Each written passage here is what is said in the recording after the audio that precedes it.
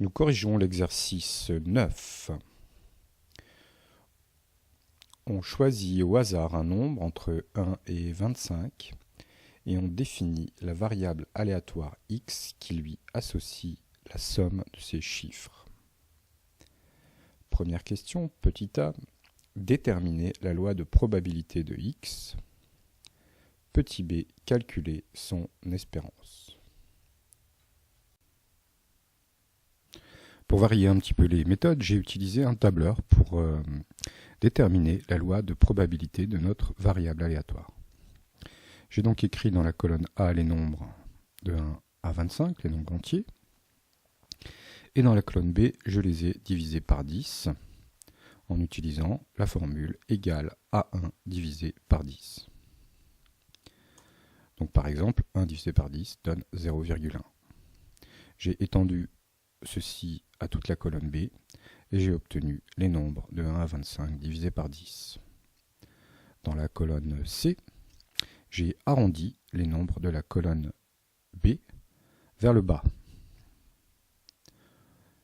Donc par exemple, 0,1 arrondi vers le bas donne 0 et 1,1 arrondi vers le bas donne 1.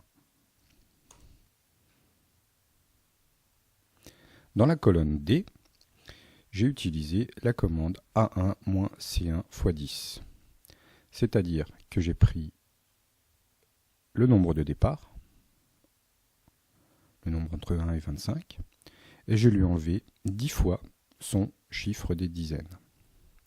Il va donc me rester dans cette colonne D le chiffre des unités, comme on peut le vérifier ici par exemple pour 19.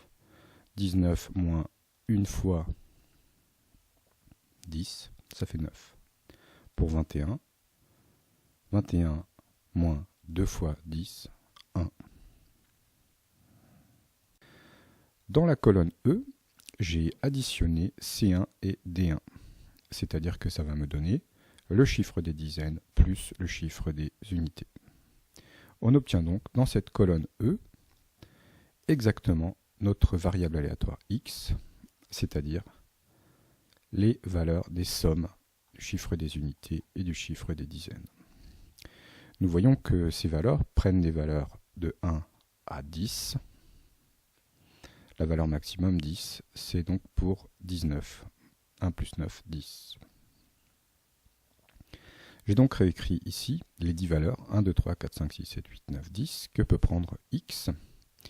Et j'ai compté dans cette colonne E combien de fois ils apparaissent en utilisant la commande compter si qui permet de savoir combien de fois apparaissent les chiffres dans cette colonne. Et les résultats donc apparaissent dans cette colonne G. Il suffit maintenant de diviser les nombres de la colonne G par 25 avec la formule G1 divisé par 25 pour obtenir les probabilités de chacune des issues. Donc nous avons ici dans la colonne F les différentes valeurs que peut prendre notre variable aléatoire et ici leur probabilité.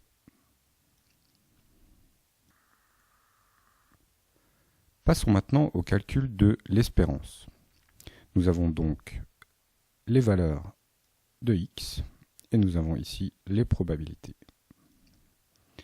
Nous allons multiplier dans la colonne i chaque valeur de x par sa probabilité et on obtient en étendant ça dans la colonne i tous ces produits. Pour obtenir l'espérance, il suffit d'additionner toutes ces valeurs et nous obtenons donc 5,08 qui est une valeur approchée de l'espérance de x.